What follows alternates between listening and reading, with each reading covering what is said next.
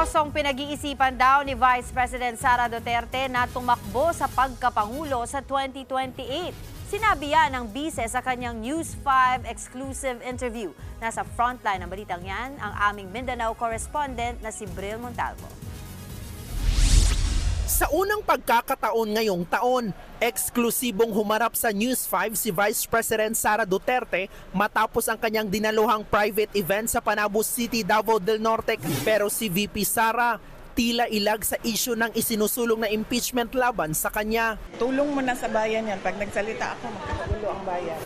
Pero sa tanong kung tatakbo ba siya sa pagkapangulo sa 2028, I'm seriously considering running in the 2028 presidential elections dahil sa mga nakikita natin sa bayan natin na dapat ayusin, dapat baguhin, kailangan maging competitive tayo sa mga kapitbahay natin dito sa ating region at hindi lang sa region kundi sa buong mundo. Bagamat hindi makapagbibigay ng medical at burial assistance ang OVP dahil sa budget cut, tuloy naman daw ang iba pa nilang proyekto kahit pa may ilang OVP satellite offices ang nagsara. Meron sa kanila ang mga lumipat ng opisina dahil meron kaming budget cut sa lease allowed para sa isang lugar.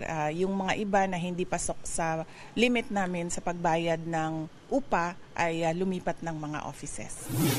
Sa kabila ng budget cuts, patuloy pa rin daw ang Office of the Vice President sa kanilang trabaho.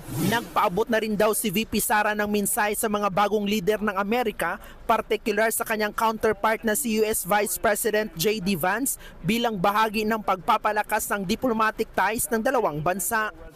Sa huli, sinabi ni VP Sara na imbis na politika, sana raw ay mas pagtuunan ng pansin ng gobyerno ang mas marami pang problema. Napakalaki ng problema natin sa bayan, mahal ang presyo ng bigas, mahal ang presyo ng pagkain, patuloy na tumataas ang presyo ng mga bilihin. Yun ang una nating tutukan dahil yun din ang unang pangangailangan ng ating mga kababayan. Kaya magkaisa, magmahalan. Nagbabalita mula sa Frontline, Bril Montalvo, News 5. Mga kapatid, Dimples Romana po, kumpletuhin ang inyong umaga ng mga kwentong puno ng inspirasyon. Salubungin po ang bawat araw ng may ngiti at pag-asa.